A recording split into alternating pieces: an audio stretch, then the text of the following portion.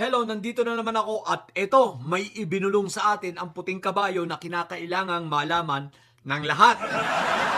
Ito ay connected pa rin ito kay Saldico at sa INC. Ito, isang katotohanan, makinig kayo. Si Saldico ay isang legit na INC. Miyembro siya ng INC kasama itong kanyang bagman na si John Paul. At ang sabi ng ating puting kabayo, ang nagpatakas kay John Paul, ang nagpalipad kay John Paul ay mga INC. At bakit? Anong connection ngayon nito? Itong pagkuha para maglabas ng mga pekeng mga balita at mga peke at mga imbentong mga naratibo, itong si Saldico ay para maproteksyonan ang INC.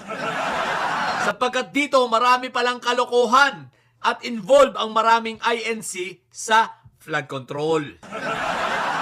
Yan ang una. Ito ang malupit na pangalawa.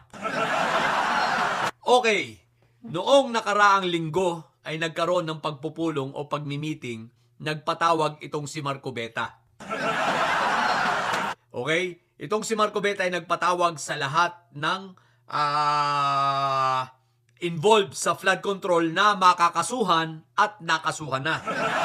Tinatawag at hiningan ni Marcobeta ng at least minimum na tig 10 milyon ang bawat isang ito na mga kontraktor na magkakakaso para pangsuporta sa gagawing rally ng INC. Ito po, wag nyo na hanapan ng ebidensya, ito po ay legit. Kailangan nyo ng ebidensya. Hindi ito ay galing sa aking puting kabayo. Okay. So, merong mga nagbigay ng 150 milyon. Okay?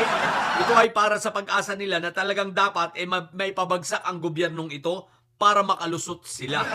Tulad nga nung plano, di ba? Si Diskaya at ang iba pang mga tulad nung sinabi ng ating puting kabayo, mga kinontent ko nakaraan na para mapawalang sala sila. I mean, hindi sila masampahan ng mga demanda. So ngayon, nagkaroon ng pagmi-meeting, ng pagpupulong sa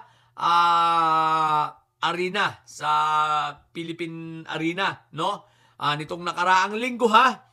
Alam nyo ba kung sino ang mga nandoon? Andun rin itong si Cayetano, present doon ha, at si Vic Rodriguez. Nandun din sa meeting na yon. At ang pagpupulong na ito ay para nga sa rally at destabilization. Now, merong mga contractor na nagbigay ng 150 million. Merong nagbigay ng 50 million. So, ang hiningi nilang pinakamababa ay 10 million. At ito ay pangsuporta para sa rally nila sa ngayong linggo. So, sa darating na linggo. So, nangyari yung meeting na yun ay nitong nakaraang linggo lang, ha? So, positive yan. Yan po ay legit. Kaya kung merong mga nandun, makakapagpatunay pa nito, magtanong kayo, yung mga malapit doon o mga trabahador ng Philippine Arena. Alam nila yan na nagdatingan doon at yun po ang napag-usapan. Okay? So, yan ang update natin ngayon. So, si Saldico, isang iglesia. So, kung si Saldico ay mahuhuli at mapapauwi, mukhang maraming madadamay. At madadamay ang iglesia. Oy, shoutout nga pala ha, si KRD Manalo, nabulungan din tayo. Aba, hindi pala ito nakakapunta ng US. O ang naka-blacklist sa US. At meron pala itong mga hindi pa sa akin nako-confirm, pero basta naka-blacklist siya sa US. Na-confirm sa akin na blacklisted siya sa US. Sa kung anong dahilan at na-blacklist siya ron, malamang-lamang kung ano mga kaso yan. Mahirap na magsalita ngayon dahil hindi ko pa nako-confirm. Ang kumpirmado lang, blacklisted sa US itong si Manalo.